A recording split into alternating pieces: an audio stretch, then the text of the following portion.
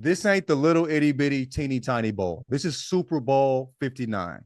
Get in on the action of DraftKings Sportsbook, an official sports betting partner of Super Bowl 59. Scoring touchdowns is key to hoisting the Vince Lombardi trophy, and you have a shot to score big by betting on them at DraftKings Sportsbook, the #1 place to bet touchdowns. Ready to place your first bet? Try betting on something simple like a player to score 6. Go to the DraftKings Sportsbook app and make your pick. It will be really hard for me to pick against the Chiefs at this point, man. They're just different. New DraftKings customers can bet $5 to get $200 in bonus bets instantly. Download the DraftKings Sportsbook app and use code Jenkins. That's code Jenkins for new customers to get $200 in bonus bets instantly when you bet just $5. Only on DraftKings Sportsbook. The crown is yours. Can't have Sonya Daddy and duty. Charlotte home beating mommy ass. You know what I'm saying? They different with her. They just trying to SEAL Team 6. Daddy edition. You right. Had to get back in the game, baby. You hear me? OPSEC, we're out. I'm back to home base. We had to fucking shake out. Yeah, shit. It was getting crazy over here, brother. Shit, Welcome to Jenkins and Jones on the Volume Podcast Network. It is Sunday, February 9th, and it is our Super Bowl spooktacular stinker alert. I called it, though. I called it early. You did call it the football left. I'm like, you remember Rorschach? Remember that the character was like, y'all aren't in here with me. I'm not in here with you. Y'all in here with me. That's why I was thinking when y'all said it, like a lot of football left. I'm like, there's a lot of football left. You stuck in there with them motherfuckers. They're going to be beating your ass for another 2.5 quarters. That's what you mean. As always, Jenkins and Jones, hosted by LeJethro Jenkins, a.k.a. John. What's that, Bubbas? Dragonfly Jones, a.k.a. Tyler. Hey, everybody, how's it going? I'm Gardy B, a.k.a. Mike. Motherfucking Mike. And we're produced as always. I thought I lost my spot. Where are we? Yeah. That's what I think Mahomes was feeling like. Who are these motherfuckers again? Yeah, for sure. I got my bobbleheaded too. Like, what's the produced as always by the lovely and talented Jackson Stefan and Josh Rodriguez. How you doing? Oh, how you doing, man? What's up, everybody? Tyler, you tweeting right now? Yep. What you talking about? I tweeted out, your boys alive. We're talking both ass whoopers we witnessed tonight. The ass whoop we saw during the game and the ass whoop we saw during the halftime show. Tap it. Let's start with the game because I feel like it's not going to take that long to talk about it. Stinker alert. I was with Tyler. John texted, he's like, this motherfucker's over when it was like 17-0.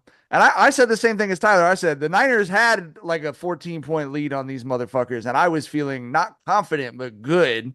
And it just, like you said, they score at the end of the half. If they don't have the pick six, they score at the end of the half, score first play. All of a sudden it's a 1-possession game. But the Eagles just whooped that fucking ass. They would put so much pressure on them. They weren't even blitzing, bro. They're getting home with 4 every play. Yeah. Like, John dropped that in the group chat. I was like, bro, the Chiefs get 7 here. They open the half up. They get the ball again. They get 7 there. It's fucking 14-16 or maybe 16-16, depending on how risky they get with the 2-point conversions or whatever. But no, it didn't end like that. We went into the half, 24 is it? Like, bro, it was just, it was, look, like I said this. Like I was like, bro, I'm not gonna do all these super deep dives on the analytics and the matchups and all that. I was like, bro, the Eagles are just gonna have to show me. And they showed the fuck out of me tonight. God damn, they beat the fuck out those boys. Like, there's no facet of the game tonight that Kansas City won. They didn't win the defensive battle, they won the offensive battle, the special teams battle, the line battle. Like, it was just pure utter dominance from Philly tonight, bro. There's no other way around it. It just was not, and me saying it wasn't Kansas City's night isn't me taking away from Philly, because the ass whooping that they put on Washington and then the ass whooping they put on today, they were the best team we saw this postseason, hands down, for sure, without a doubt. That Lombardi is well earned, but god damn, like, bro, I just didn't expect the Chiefs to get their ass beat so thoroughly where we knew going into the second half this shit was over.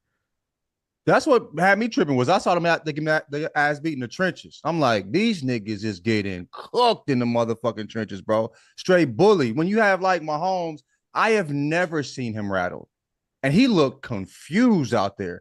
Before these rushes, they weren't even sending the house at him. Crazy. like before the second pick, I remember they showed him on the sideline. I'm like, this nigga like he finna cry. I'm like, this nigga knows. You feel me? I would have turned that bitch the fuck off if it wasn't for Kendrick. At that moment, when they showed him in the motherfucking nigga, I'm talking about with the mouthpiece hanging out. I'm like, that's a sad motherfucker. He know what's coming his way. He see the fucking storm more than anybody, bro. Let me get the fuck up out of here and quit wasting my time. As soon as the halftime was over, I turned that bitch off. Close the computer, nigga. I went back to listen to Larry June, and you know what I'm saying? Fuck all that. Yeah, man. The writing was on the wall for me, man. I think like when we had Chris Long on, he talked so much about guys being injured versus who is available. And I think it's just true. Like casual football fans, you're looking at the quarterback matchup. You're like, oh, the running back for the Eagles is so good. The Eagles the Chiefs coming into this game, they're playing a dominant defensive line that's been playing great this playoffs. And they've got, what is it, 3 starting offensive linemen at the start of the year who are out. They have a tackle who's playing at guard, which is, I mean, not that much different than moving a receiver to tight end or something. It's a huge positional change. And, if you're like actually into the X's and O's of it, that's why so many people were like, the Eagles might, it might not even be that close. And sure enough, man, I mean, they gave Pat Mahomes happy feet, bro. His feet have been a completely different kind of happy every time he's played. My fucking team that also had a good defensive line in the playoffs. But the Chiefs had to have a healthy offensive line those years. So he was back there fucking dancing around, bro. Like he couldn't even take he couldn't plant at all.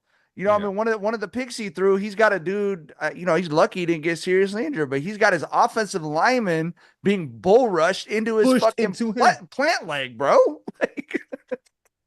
Yeah.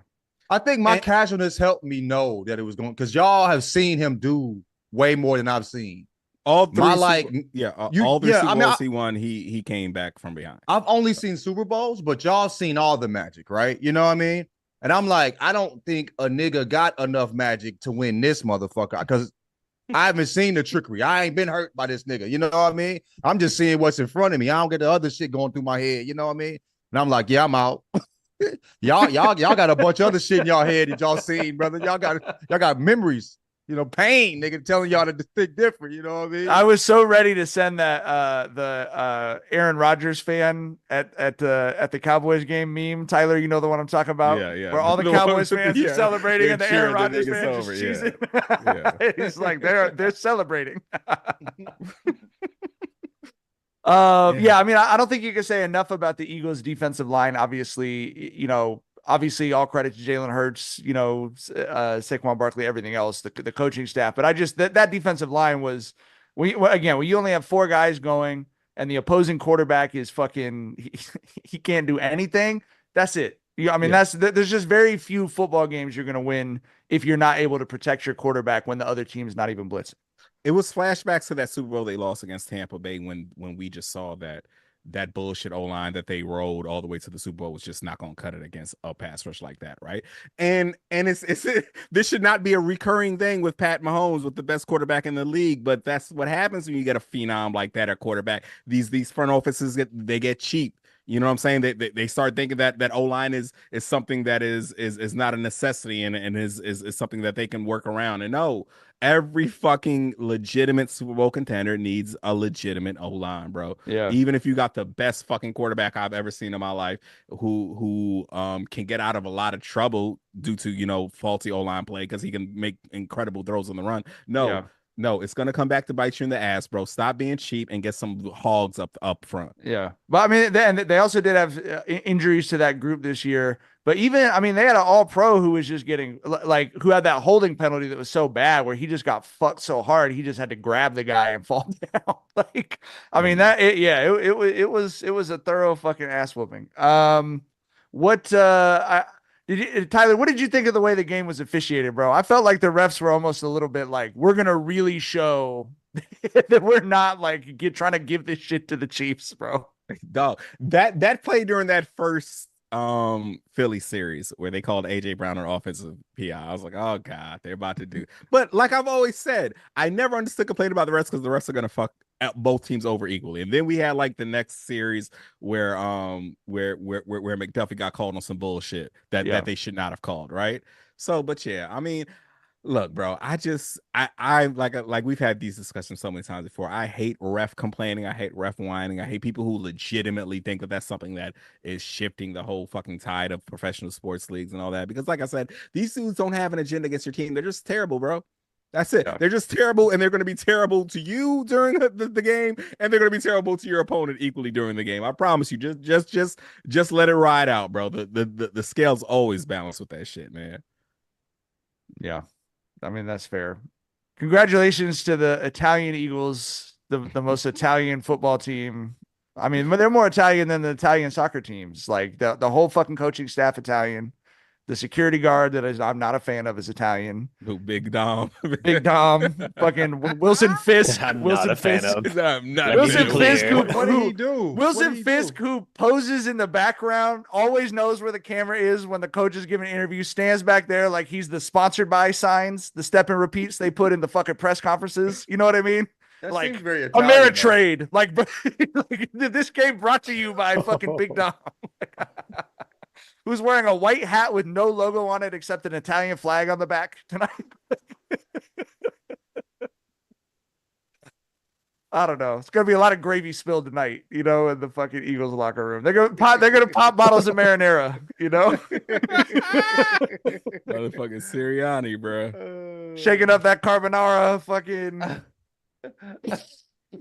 How many Italian coaches have we had win a championship? Because like Lombardi and Sirianni are the only ones that come to mind. Am I missing anybody? Or it's a lot of Italian. I mean, Parcells is Italian. I don't know if he's actually okay. Italian or not, but he's Italian. Belichick gives me Italian energy for sure. With that last name, I don't think he is. But like, if you go across all sports, I feel like it's an overrepresented of a specific type of coach too. Like Gino, it's always like a fiery, slightly overly emotional. Patino, you know what I mean? Yeah. It's no Might be comment some on horny Patino. sprinkled in there. You never know what you're gonna get. No comment on Rick Pitino. Oh shit. Yeah, I don't know. It's a specific type. You made a funny comment on Twitter though, bro. It's like Nick Sirianni. That's like his fans wanted him to get fired. That's like his Popeye spinach, bro. Yeah, like listen, bro. I legitimately wanted to have a conversation with the Eagles fans. I was like, okay, where y'all at with Sirianni right now? And people were like, I mean, it's respectfully fuck him now, but like people are not all the way sold on this dude. It's incredible. Eagles fans are very fucking entertaining once you can put aside the hate you have for them. For sure. Right? Like, okay, they won the Super Bowl. Ain't shit I can do about that. My hatred is no longer fuel. Let me enjoy this fan base. And they are just a very, very, very entertaining bunch once you can get past that. There's a ton of Eagles fans in Long Beach. I have a bunch of friends who are Eagles fans because Deshaun was there for so long. That was like a lot of like, especially the black kids in our age group. The D-Jack Mike Vick Eagles was that was like a foundational team, I think, for a lot of people. Yeah, like what a fucking cool team to fall in love with. You're like 16 or so. Like I Right. would have fell in love with them too. Yeah, for sure. Yeah, for sure. So but do we think there's going to be like over under 1.5 pounds of horse shit consumed at the victory parade? No, I will never look at John. Look at John's face, right? He can't I have believe. no idea what's going on. Yeah, this really happened during the Stop playing. I'm not lying. Why would I lie to you about a fan eating horse shit? Consuming horse shit? Yes, What are we you know, talking police about, horses and shit during the Eagles parade after the last Super Bowl. big ass nuggets. Someone picked up a big ass chunk of horse shit and ate it on camera. Did a full spin to get like his whole body in the camera too before he ate it, and then walked off. It was like he was caught in the act. He wanted to make it a moment. He wanted to have that shit reign throughout history, which it has done. To his credit. That's the first thing I think about whenever I think about Philly celebrating anything. I was like, who's going to eat horse shit? Was this the last Super Bowl that they won a few years back? Yeah, the Nick Foles one. Isn't Philly also where they put Crisco on the fucking street lights to keep people from climbing up them? Yes.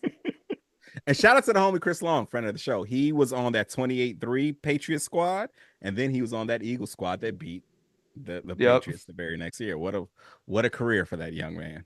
Yes, for sure. And now he comes on Jenkins and Jones. It's just nothing but wins for Chris Long. Everything's coming up Millhouse for old Chris. Any commercials that you guys enjoyed whatsoever? I feel like it's the most regular ass fucking shit at this point. Like, I don't know. John's not even excited about the commercial. John's the most commercial loving person I know. I'm trying to look at this horse shit. You got me like looking this shit up. I'll pause the video. I guess I shouldn't look at it while actually live. No, go ahead. Soak it all in. Oh, go ahead. Yeah.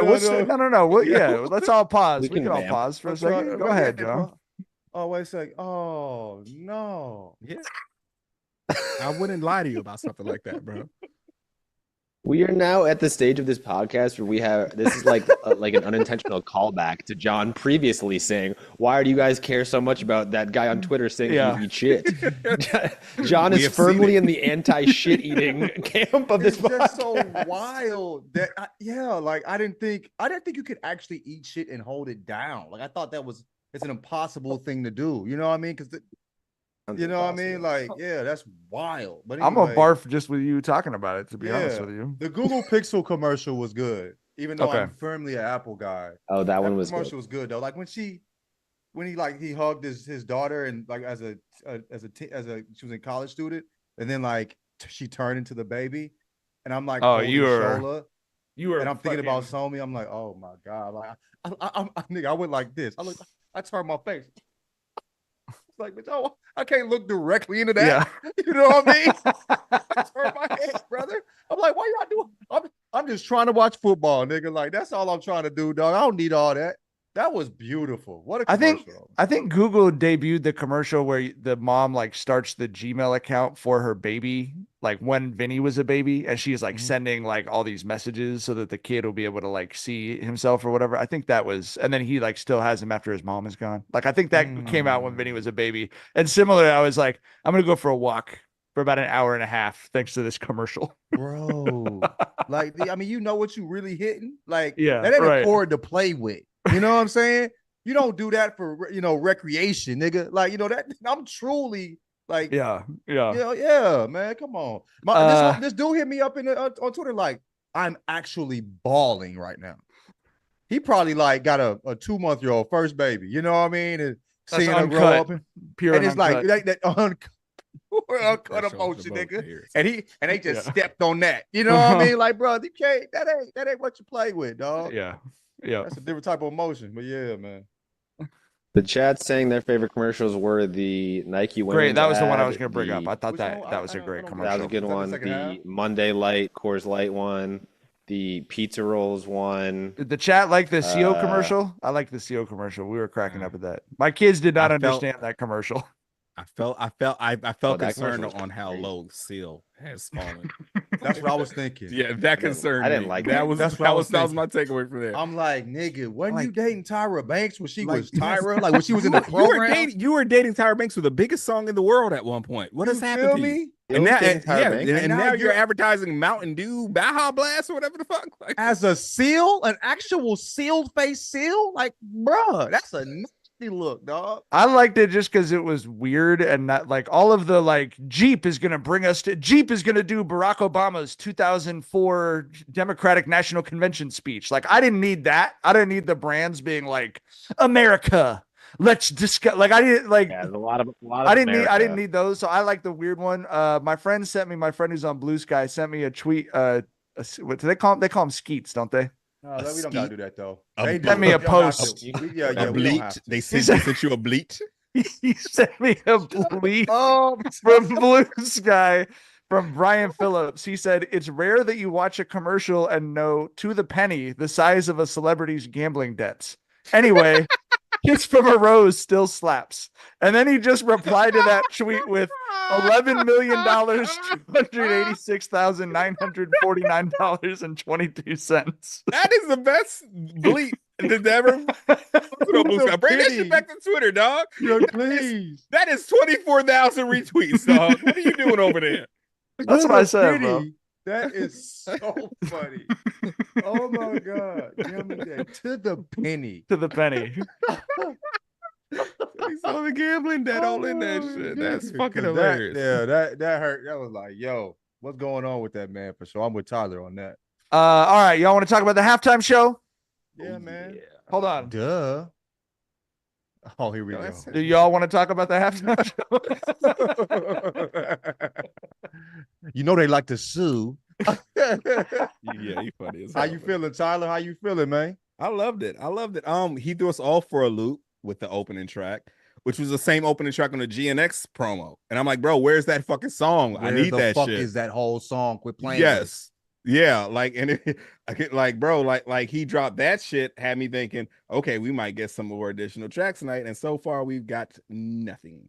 But yeah, but I thought it was an incredible show. You can tell that there was a lot of thought, a lot of craftsmanship put into it. Like, I feel like Kendrick cracked the code, bro. You don't need to be the dancer. Just get a bunch of dancers behind you and you just walk and rap, nigga. Like, and everybody's gonna be like, this is brilliant. Like, that's because if no rappers are doing that, that man legitimately has an entourage, an ensemble behind him that is color coordinated, that is choreographed, to the T's, that is putting on an incredible show. I thought it was a great fucking show. And I'm not at all surprised that Not Like Us got performed. And I want to ask the Drake fans who are listening and who wholeheartedly believe that Drake would back the NFL into a corner. I want to ask y'all, who the fuck do y'all think Drake is?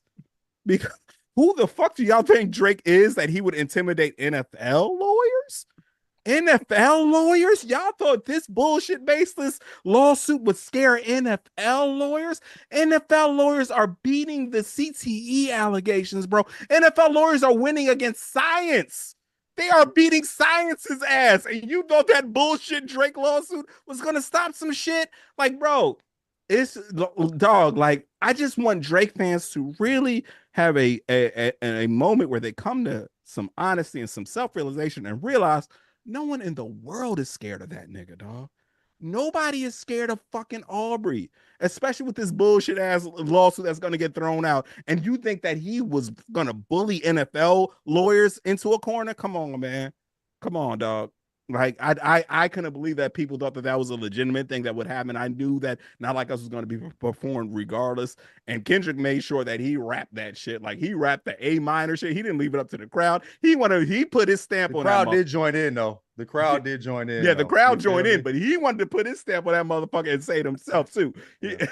Hey, like Drake, I hear you like him young. Nigga. That nigga said, "Say Drake." Smile to the camera. That motherfucker broke the fourth wall to antagonize. Hey Drake, that nigga, you saw all 32 of them motherfuckers. You feel me? Yeah, man. And he had he was teasing it throughout the whole shit where he was talking to the young ladies. At first, he was like, well, people like to sue. We'll see. What I'm saying? Just dropping little jokey jokes. And then he came out with that shit. Bro, it was incredible, bro. And I cannot wait to catch that motherfucking show. You know what I'm saying? On tour. Because me and wifey already got our tickets. We're going to be in that motherfucker.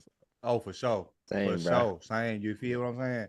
I feel like, it was a Kendrick performance. He's always super intentional. I don't think he gets in front of the camera and doesn't make sure everything is perfection. You know what I'm saying? He always has shit highly choreographed, well thought out and all that. But it's just funny, bro. This nigga got his ass whooped by a nigga with flare pants on. You know what I mean? Like, nigga came out with bell bottoms dog shit out this nigga, bro. You know what I'm saying? You feel me? This nigga's pants was so tight, he didn't even have to wear a belt, probably, nigga. You know what I mean?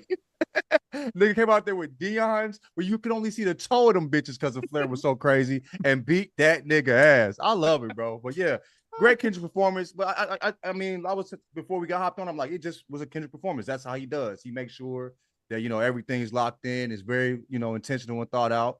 And yeah, black as fuck in front of the whole world. Love to see it. That's how he moves, bro. You know what I mean? The capacity of the New Orleans Superdome is 83,000 people, which I think means a Guinness World Record was set tonight for the loudest pedophile allegation of all time. Crazy. It had to have been at least 60,000 people yelling A minor as he was wearing the A minor chain. I think that's A minor chain. People say it's that or that's the PG Lane logo. I don't know which one is which. I know the A is like tilted on the PG Lane. I was wondering because he had the PG Lane on the back. I will say that if you were writing musically the chord and A minor, that is what you would write. So that's where my brain went with it. But yeah. It's Kendrick, bro. It's probably all of it, Yeah, for sure. We know he was wearing, the Canadian tuxedo for a reason. You know what I'm saying? He's real subtle with it. You know what I mean? But the hey Drake. We saw his real spirit at that point. We saw who Kendrick really is. You know what I'm saying? We saw the demon come out a little bit. You know what I mean? That's like dancing on this nigga's grave. Demon, but the smile was so like sweet. We had a few people tweeting at us like, "Look at this cutie patootie smiling during this eyes, nigga. It ain't the smile. It's the eyes, nigga. That twinkle that got a little. That's why friend of the show, Christina Brown got 7 million fucking retweets off of the Michael Jackson Thriller at the end of it. It was 64,000 likes. 64,000 likes in 8 minutes. Yeah. I have never seen anything more viral. The whole internet was watching this shit, bro. Laughing at this nigga. It's crazy, bro. You know, that was his home. That was his safe space, the internet, nigga. Now, you know what I'm saying? Get tap dance on. Crazy, man. That is someone who enjoys tormenting that man. That is someone who is enjoying the fact that he knows fucking 9 months after he dropped that track that this shit is still bothering this dude. And he revels in it and he loves it. And that's my type of carrying on, honestly. You know what I'm saying? The worst thing you can do to a motherfucker like that is let him know that he's gotten to you. Because Kendrick is not going to let that shit slide, bro. Like, he's not someone who's going to beat it to death. Like people talk about, oh, he's just going to milk this song forever. This is the second time he's performed this shit. He performed it at the Pop-Out and he performed it at the Super Bowl. It's not even on the album.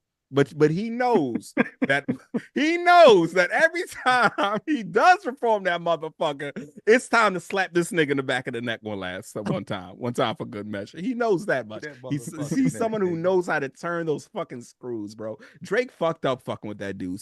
Kendrick is a fucking lunatic in the best. He's a psycho, way. Bro. And that's the thing with the smile, bro. That was not just a cutie patootie smile. There's a psycho inside of that cutie patootie. Yes. Don't get it fucked up, nigga. Mm-hmm. You know what I'm saying? There's a motherfucking psycho in them bell bottoms. You know what I mean? Yeah, that was you thought I wasn't gonna perform this. Come on now. Come on, bro. Why would I not kick you in your teeth one last time? Real true joy in dancing on this nigga grave, bro. Real true joy. He pulled up to this nigga. My brother was like, that was a great funeral. That's what my brother said. Talking about Drake, nigga. That was very enjoyable. I'm like, damn, nigga. Crazy.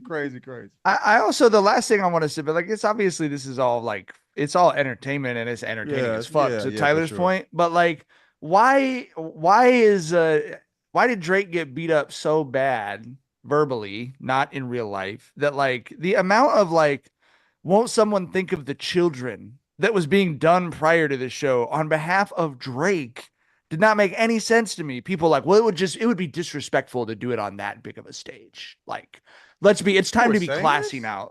Oh yes. Charlemagne was fucking talking about like, that's not the appropriate venue for a diss track. I feel like Andrew like Drake didn't do back-to-back, on that big of a But back to back wasn't not like us, bitch ass. This is really, that's sick. That's so stupid of a thing to say. Mm-hmm. He's there because of that. It's like one of the biggest songs. Is it his biggest song of the year?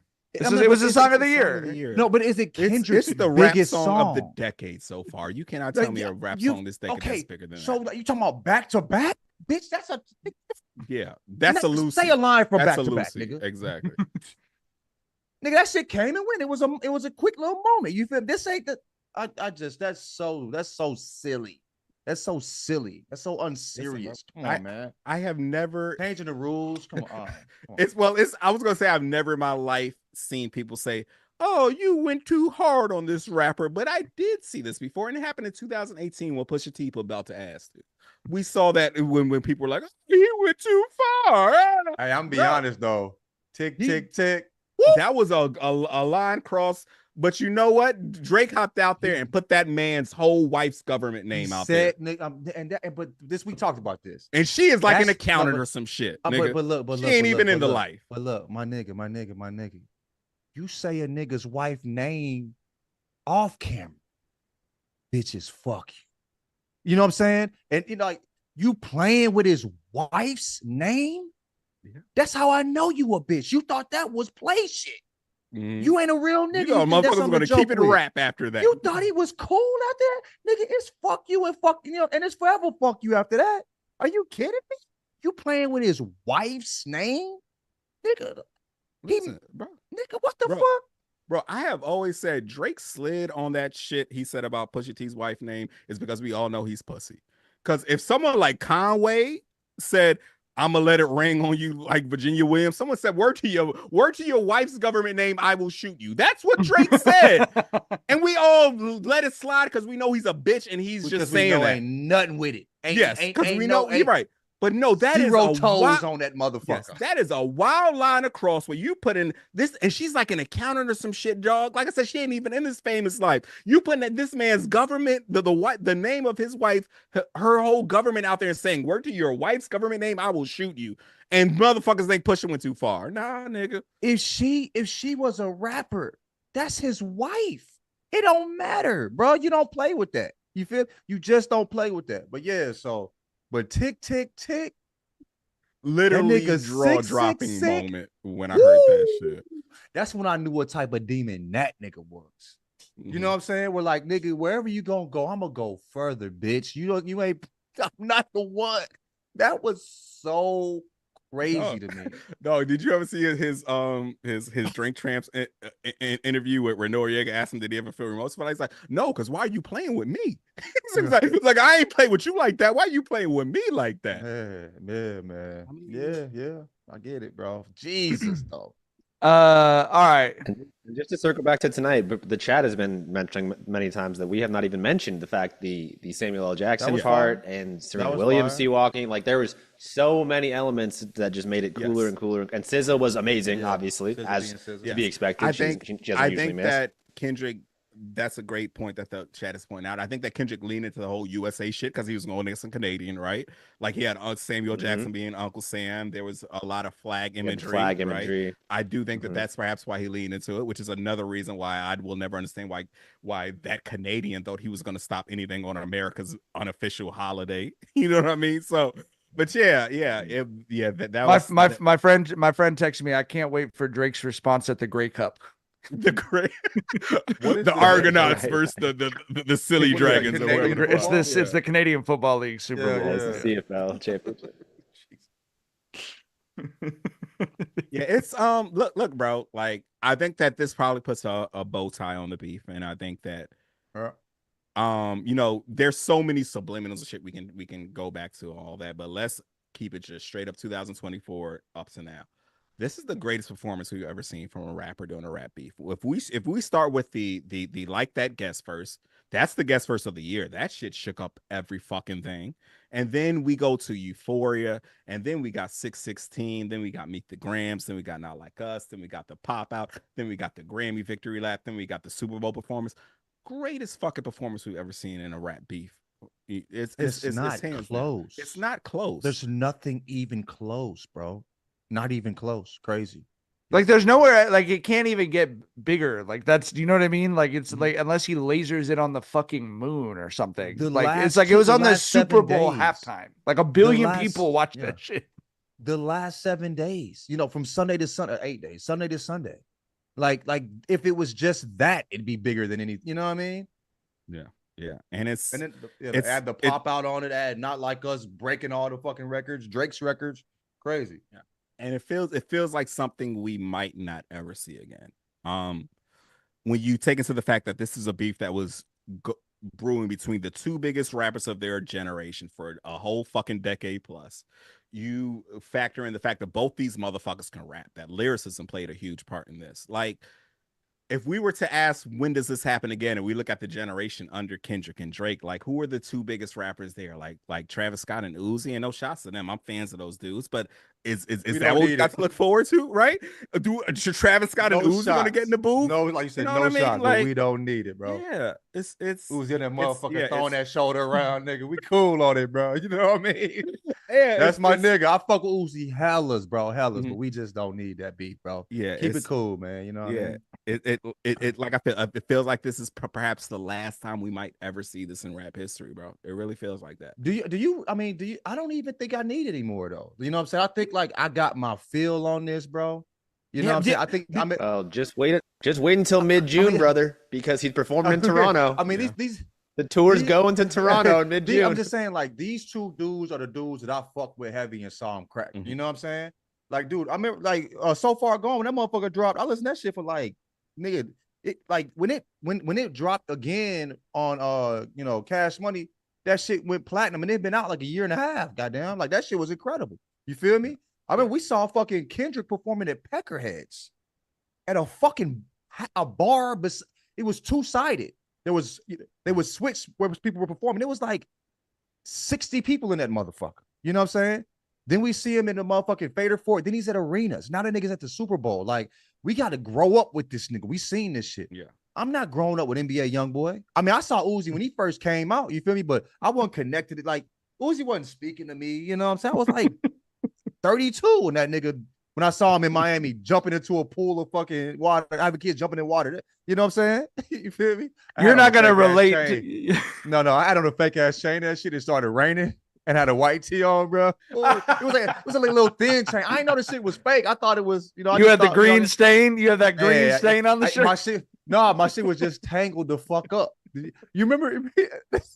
I remember Nudie making fun of. Anyway, we don't get into that. But yeah, I wasn't connected to these niggas like that. You know what I'm saying? So this is the last of that of a rap period where, like, I feel like niggas that I look at eye to eye. You know what I mean? There's other niggas just seem like little shorties to me. So I just can't get in. I just won't feel it as much. So for me, I mean, this was the pinnacle in rap, but it's pinnacle for me, end of it for me too. I don't care. You know what I mean? Outside of this. So and so much of the appeal was the slow simmer for a decade plus between these two, where either Drake was, the GOAT of your era, or Kendrick was the GOAT of your era, right? Like it was, and Cole got a whole lot of votes there too. I don't want to exclude him. But it didn't feel like we knew we picked up on the subliminals. We knew there was tension between Drake and Kendrick for 10 plus years, and we finally got that. And I honestly never thought it was going to happen, especially after that body that Pusha T called. I thought Drake would never hop off the porch again, but thank God he's dumber than I thought, because we got a hell of a battle from that. So I didn't know how much Kendrick cared either. You know what I mean? I didn't know how much he was going to put into it as well. Like, I thought maybe he just thought subliminals Drake might do something, but does Kendrick really care? Like, he don't give a fuck what we think about him. You know what I'm saying? Like, he did this shit because he wanted to do this shit. I didn't know how much he really cared. You know what I mean? But then we found out that nobody hates anything more than he hates this nigga. So there's a lot of care in that motherfucker about this shit for sure, bro. Fuck you, me. Yeah, man, crazy. But it was a fun experience being on this side. I think I got dudes as Drake fans like that fuck with the pod is in my mentions, like this is crazy, but like, enjoying the spectacle of it, even if they nigga got their ass whooped right in front of them. You know what I'm saying? The spectacle of it was really interesting and compelling. But yeah, like I had fun with it. We got what we wanted, and it's time to go ahead. I just like the old niggas listen to jazz now. It's time to sit their head back and listen to jazz. You feel me? I'm finna get this reminds me of the Art Tatum John Coltrane beef of 1987. I'm listening to Dude tonight when I'm smoking, nigga. You feel me? That's what I'm on. Fuck you mean? It's a Dude shit. I'm on that tonight. All right, we did have a little bit of basketball news. I disagree with people saying that this is vindication for Jackson, but Mark Williams was branded a lemon. The Lakers did not shop at Toyota of Orange, so they got a lemon. Back to the manufacturer. I was on date night and I picked my phone up and had it on Do Not Disturb. And for the first text I saw was John saying, Mike's going to punch himself in the dick. Back to boo-boo. The Lakers go, brother. Mike thought he had Akeem Olajuwon. Instead, he's got 24-year-old rookie Dalton Connect. I mean, I fuck with Dalton, bro. I mean, the roster doesn't really make any sense at the moment. But listen, the only thing that can happen now. You don't believe in Jackson Hayes? Is you don't believe he can back to the basket, get a bucket, baby. You don't see it happening, dog. I would say the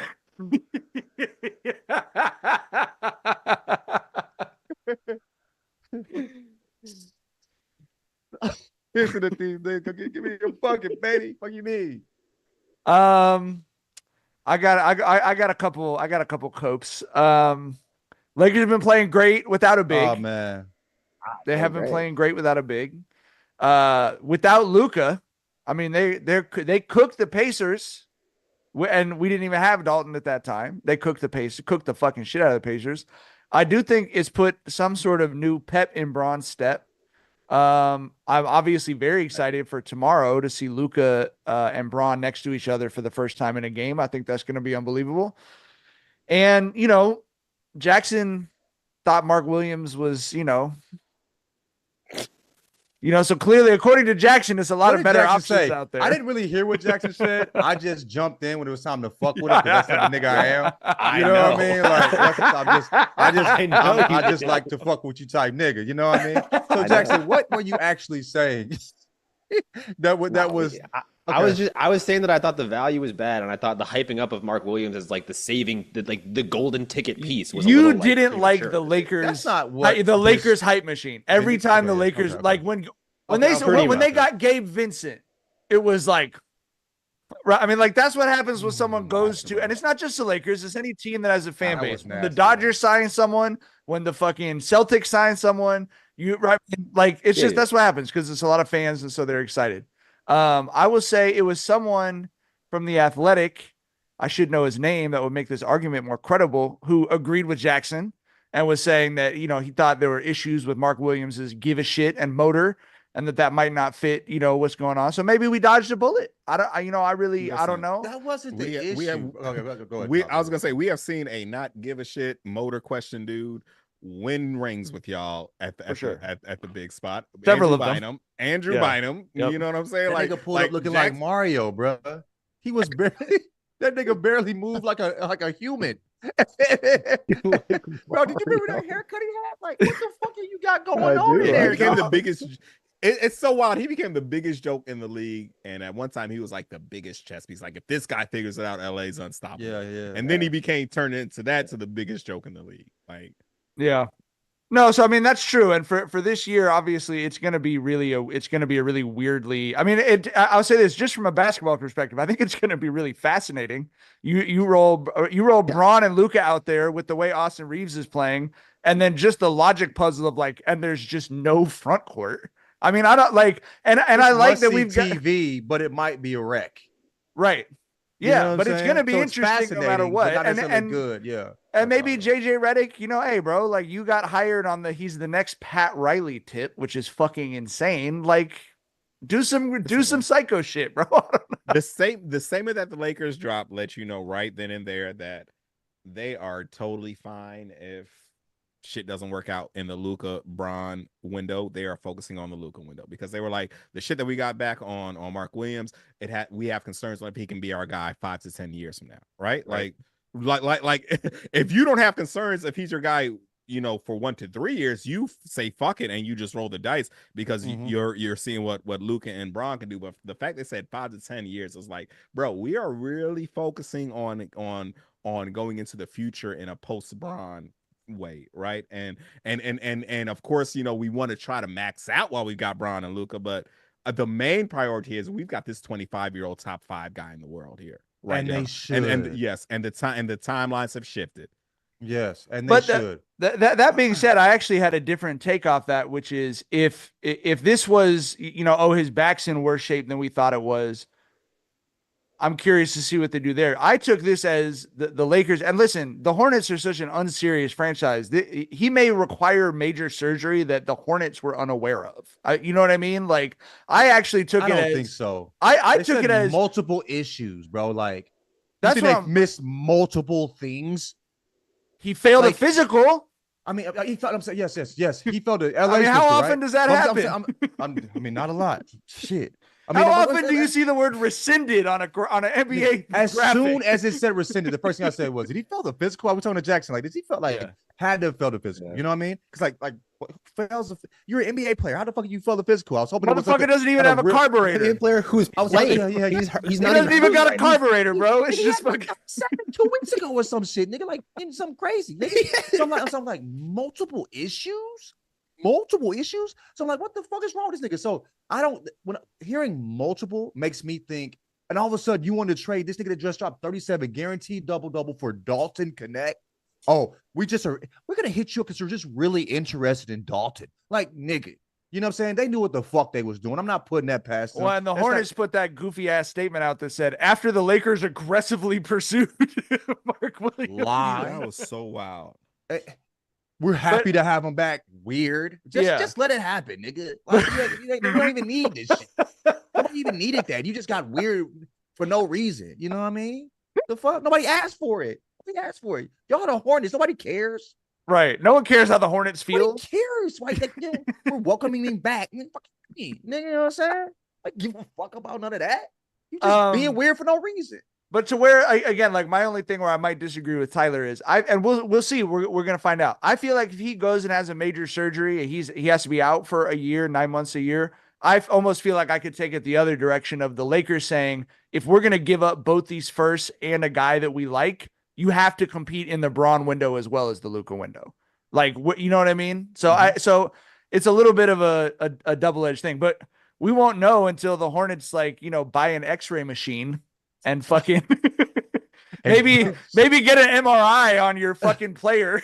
Bro, Shams made sure to clarify that it wasn't back issues that failed. I know. Yeah. Which is him being an agent, still working for agents for sure, because back issues linger your whole fucking career, and everyone knows that, right? Like if it's a knee issue, a fucking shoulder issue, one off season, you're good to go. Like that was what Shams was telling everyone. Come holler at this dude in the summer, he'll be good to go then.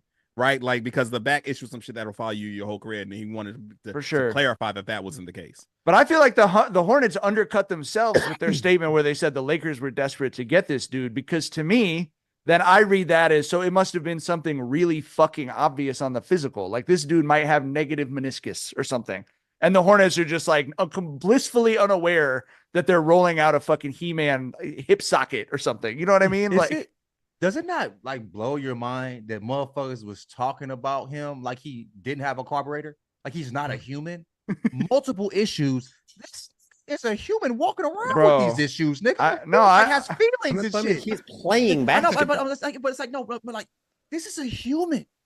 This is not a fucking machine you're talking about. Listen. If a nigga look at me and put, you have multiple issues, I would be hurt with me and the doctor in front of me. I need to figure this out. This they talking about this nigga like he ain't got, like he's a fucking robot. This robot has multiple issues. We cannot take it in. Talk about, like the Lakers dropped him off at the Amazon store, bro. They told a human it's a lemon. We can't take him. He's a lemon. Bitch, nigga, can you imagine being on under that shit? Yeah, man. Hey, I malfunctioning. We can't take you, nigga. This is my body. That will fuck me up.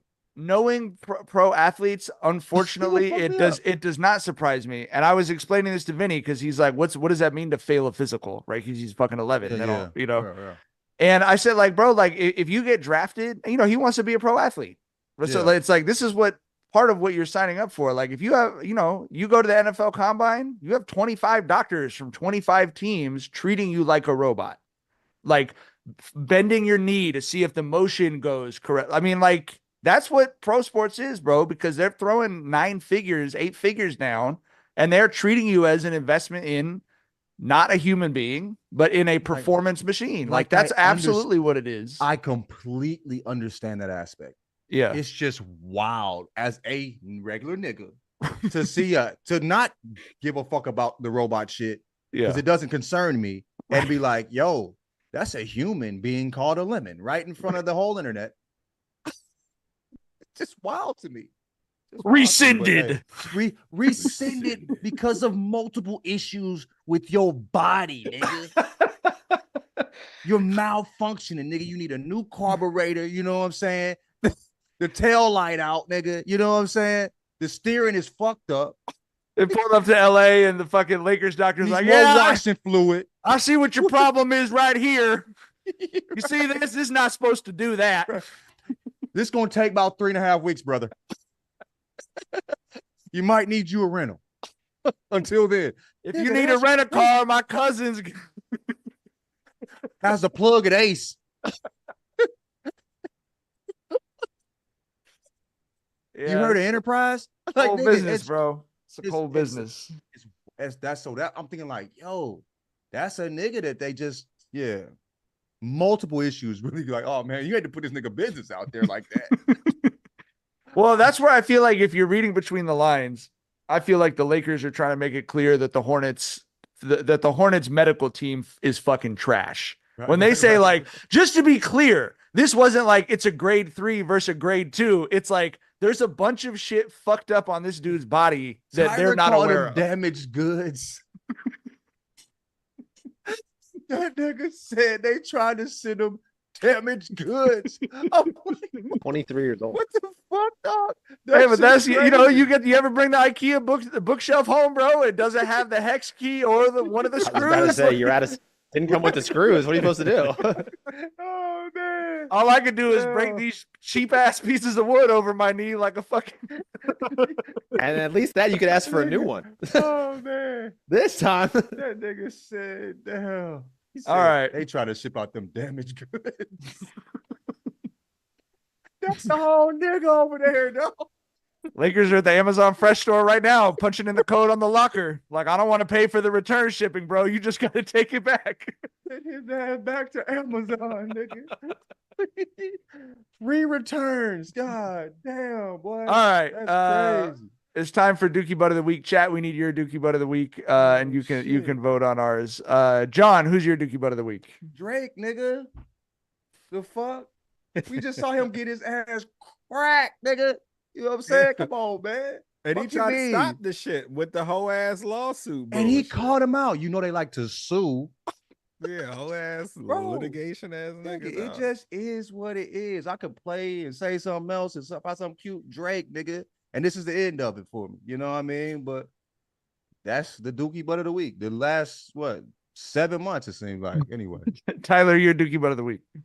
It's motherfucking Kanye, dog. Like, yeah, it's Kanye West, dog. Look, bro, Kanye.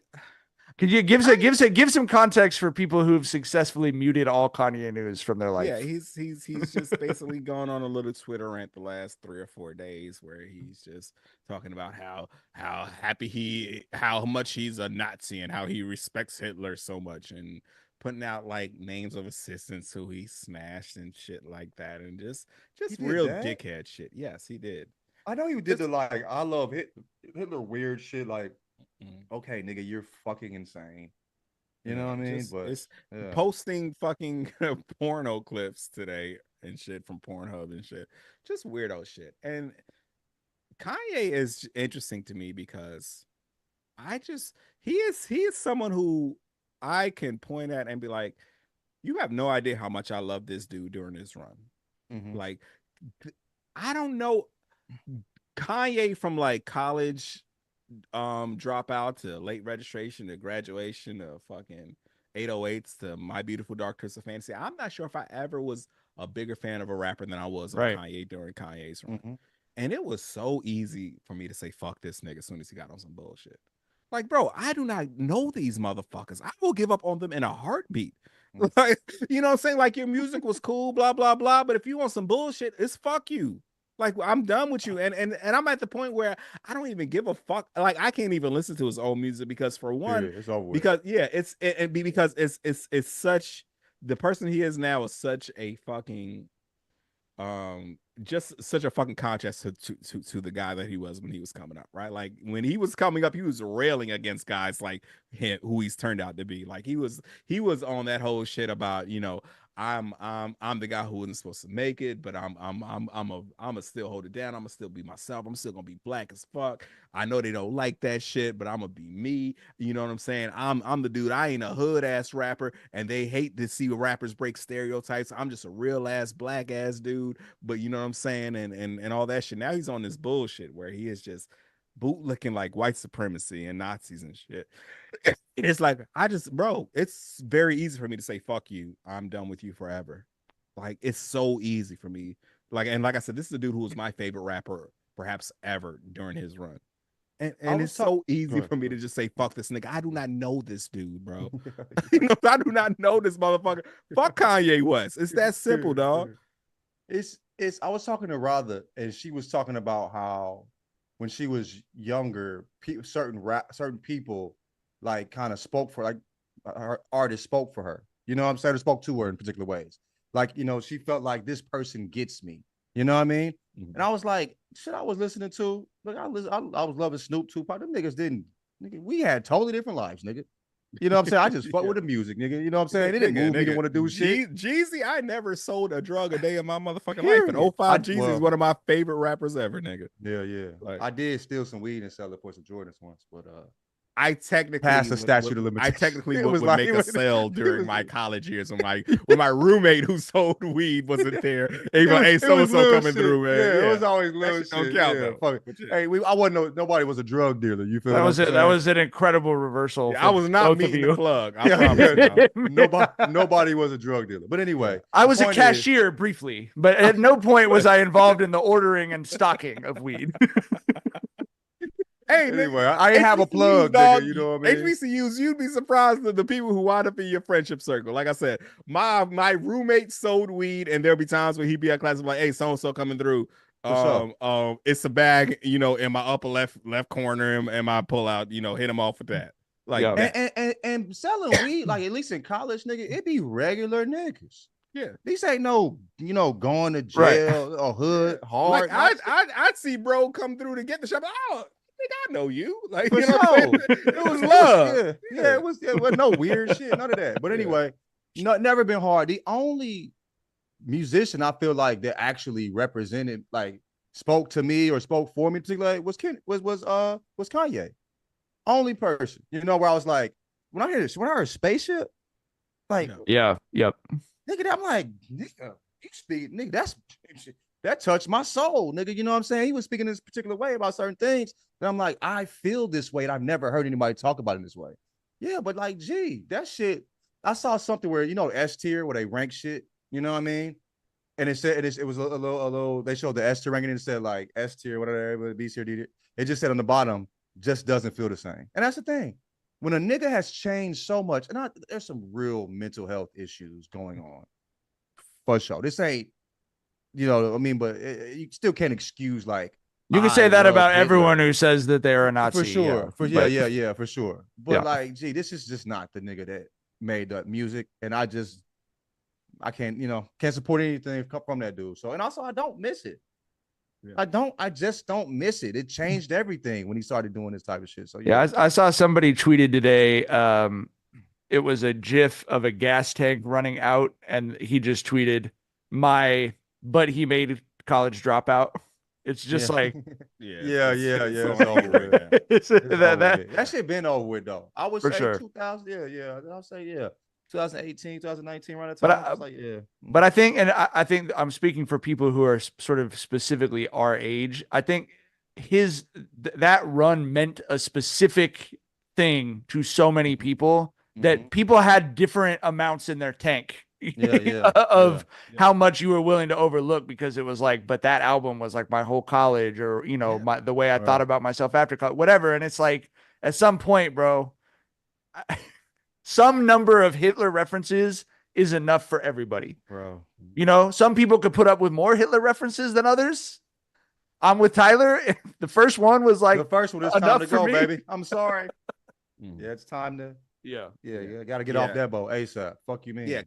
I mean, Kanye dropped College Dropout 2004, right? This was, and to put it in retrospect, 50 Cent was the biggest shit in rap, and he dropped Get Rich or Die Trying 2003, right? Like, this was still, Kanye shifted shit in a way where I'm never gonna act like like you had to be a gangster, a tough guy to be a prominent rapper, right? But there was a time where you had to have a bit of an edge to be a prominent rapper. There was a time where the tough guys outweighed the not tough guys by far. For sure. And then Kanye came along, and that 50 blew up everything. Off Wankster. Calling a nigga like, you ain't a real one, nigga. Like, get the fuck out the way for the real ones type shit. Yep. And I mean, even like LL Cool J, it's like if every other single is gonna be about how much you love pussy, then every other single has to be about how you're going to beat someone up. And then and Kanye came along and he shifted the whole fucking balance of that. It became to where the gangster rappers were the endangered species, where you weren't hearing so much tough guy rap. The whole blog era is not possible without Kanye, because the blog era is a bunch of non-gangster, regular, everyday dudes talking about getting fresh, smoking weed, wearing nice clothes, getting pretty girls. Not tough guy shit. Currency, Wiz, all the niggas, right. You know what I'm saying? It wasn't tough guy. That wasn't a tough guy gangster rap era. That was the everyday dude era, and that was the whole appeal of blog rap, was that we finally had everyday, non-threatening dudes who were able to put music out because labels weren't saying, no, we need that gangster shit. Right. Man, and Kanye, damn, man, that was a good time. It's my favorite ever in rap history. And it doesn't happen without Kanye. We don't get Drake without Kanye. We don't get So Far Gone without 808s. Like he's the one who shifted the whole balance in between where tough guys were the majority, and before him and after him, tough guys were the minority. The everyday dude was the king now in rap shit, and it's all because of Kanye. And like I said, even with that said, it's still fuck that nigga. Oh yeah, for sure. My Dookie Butt of the week, unfortunately, is everyone involved with the production of the movie Love Hurts.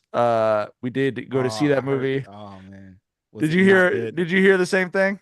I heard the reviews saying it wasn't good, but I mean, Shar and I like a lot of movies that are poorly reviewed, and I will say that it was at least so bad that we did have a great time. We, along with the entire rest of the movie theater, were laughing our ass off at all of the parts that were supposed to be emotional. I love that though, but that's still like for sure. Yeah. But it just was like it was actors we like with a genre that we like and a story that we like, and it just was bad. It was just really bad. They did the thing where it was like there's so little chemistry between the two leads that when they kissed at the end, they star wiped in on it so that it was like they could cut the amount of like how much they were showing. Their eyes were wide open. It was really, and like the actress in it, Ariana DeBose, is like she's a Broadway person. She's one of Char's favorite like singer actresses and stuff. And like I don't know who told her what about how to be in that movie, but it would be like a serious scene, and she would literally be like this, like. Like it was just like so much like goofy weird shit going on. Bro. I gotta see this nigga making that typeface. Ariana DeBose, yeah, for sure. But anyway, yeah, I didn't know. I don't look at the stuff, so we went anytime we see a movie. Shar always goes on Twitter to find out what jokes people are making about it, and someone was like 16% on Rotten Tomatoes, way too high for Love Hurts. God damn. And they would have let Marshawn speak like Marshawn. They made him say ninja. You know what I mean? It was just like, oh God. Is it PG-13? I don't know. Yeah. I mean, there was a lot of violence and cussing in it, but it was like he called the lead, he called him a spider monkey ninja. You know what I mean? It's like a white person wrote that line and made Marshawn Lynch read, like, you know what I mean? It was just it was tough, bro. I don't know. Foul. It was tough. It was tough. I texted Jackson. I knew Jackson was excited about it. Jackson, you said your mom said the same thing. She was like, or Kim's mom was not Kim's mom said, Kim's mom was like, this is the worst movie I've ever seen. And I'm like, said Marshawn should have said nigga. Who knows? But that's what she said. She couldn't. Yeah, that's what she said. Yeah, that's what she said. I love your mom. So that's what Kim's mom said. Yeah. Primary among my objections to the movie. I love your mom. I'm playing. Yeah, but no, it was a bummer. It was a bummer for sure. Jackson, who's your Dookie Butt of the week? My Dookie Butt of the week is Philadelphia Eagles tight end Dallas Goedert, because as part of the press, the media, it's not anything serious. During the week, he was like asked about Taylor Swift because these reporters can't help themselves. And he I swear to God, he was asked like, oh, like, what's your favorite Taylor Swift song? What do you think about Taylor Swift? Come to the game. Like a generic Taylor Swift question. And he goes, is Taylor Swift the one that sings Don't Go Chasing Waterfalls? Was he joking? No, he was dead ass. Wow. He was dead ass. If he was dead ass, I almost can't call him a Dookie Butt. He's just like living, old is this just nigga? living completely unconnected. Late 20s, early 30s, maybe. 20s or early 30s is inexcusable. If he's like 20, Waterfalls dropped 95. I was in middle school, bro. He was in middle school. Taylor Swift started booming what, 2010, 2011, maybe. I'm just saying. Like, this is the thing. I was in middle school. If you ask me about something that way, if I'm 20, about the Spice Girls, yeah, I just feel like, I don't really, but I feel like he shouldn't. He doesn't have to know who that is. I think he should know it's not Taylor Swift, though. You know what I mean? It's just a crazy thing to say. I mean, it is. It is. It's just a hilariously crazy. It's difficult for me to hold any answer someone gives on Super Bowl media day against them because I just can't imagine. Oh, the whole thing is. It's like the Radio Row. Yeah. No, they usually have it at like a venue elsewhere, like the actual media day. Oh, okay. Yeah, okay. I thought he said it at the Radio Row, but yes, it's that whole couple days. Is like, I don't know where he's saying it wasn't. I just feel it's. Go. I just feel it's a little bit like when people like they do the party thing where you like put your forehead on the bat and like spin around in a circle 10 times and try to run. I just feel like it's a little bit like that. It's like you're barely a human being at that point. Right. Sorry, Jackson. Go ahead. No, I was gonna say the chat is in pretty firm agreement about Kanye being the. Okay. I mean, there's some Drake sprinkled in there as well, but it's a lot of. Kanye. We are an anti-Nazi podcast. I think I feel good about that. Very bold stance, person. Yeah. I think that makes you the Dookie butt of the week for sure about it. But I appreciate the chat backing us up. As anti-Nazi. Drake's goofy, but that's different. You know what I mean? Yeah. Like he's not. That's evil shit that Kanye's saying. Yeah. Josh, who's your Dookie butt of the week, Josh? Travis Kelce. Not because when he was asked by the media whether or not he's excited for Trump to come, it's not about being political, but Donald Trump literally said, he tweeted, "I hate Taylor Swift." He tweeted, "I hate your girlfriend." I don't care if that's Nelson Mandela. You have beef with that person going forward. Yeah, it's beef. Real it's nigga, forever, Josh. fuck nigga. Damn, you a real nigga. So what did Travis say? He said he gave like a politically correct, like, it's the president of the United States and it's an honor to play in front of him. I'm excited type answer. Kind of taps into that tweet I sent y'all, brother. Yeah, niggas don't stand on nothing. He literally tweeted, "I hate." He used your girlfriend's government name in the tweet. I hate Taylor Swift. Yeah, we just spoke to. It's on site. It's on site from that point on, bro. I don't care who. It's at least fuck you. At minimum, it's fuck you. Taylor got to have a serious conversation with that dude, dog. Like you legitimately need to talk to that man and flat out lay out that man said fuck me. How do you feel about him? And if it's anything other than fuck him from coming from Travis, she need to reevaluate some shit, dog. Because bro, like, nah, fuck that. I just couldn't imagine, bro. Yeah, I just couldn't imagine. Like, bro, my wife will tell me some shit about a coworker who did some bullshit too, and it's fuck that coworker forever. Yep. You know what I'm saying? And that's the first thing you say is fuck him. Yes. That's I'll tell y'all that's a bit between me and Shar. If she says someone gave her a weird look at the grocery store, my immediate response is always, "Do you want me to kill them?" Like as a joke, like this kid was being a dick at school. You want me to kill him? Like, you know what I mean? Just immediately, like that's just like, yeah. I just say it's on site. On site. Listen, bro, wifey don't be deserving the bullshit she be getting, bro. And anything I can do to alleviate that, I'm all for it, bro. You know what I'm saying? Even if it's just me saying "fuck that motherfucker," just letting you know that I'm standing 10 toes down behind you and your animosity and your hatred towards that motherfucker. You know I got you. Like that's little shit like that is so much bigger than just, you know what I'm saying? It's so much bigger than just the little shit.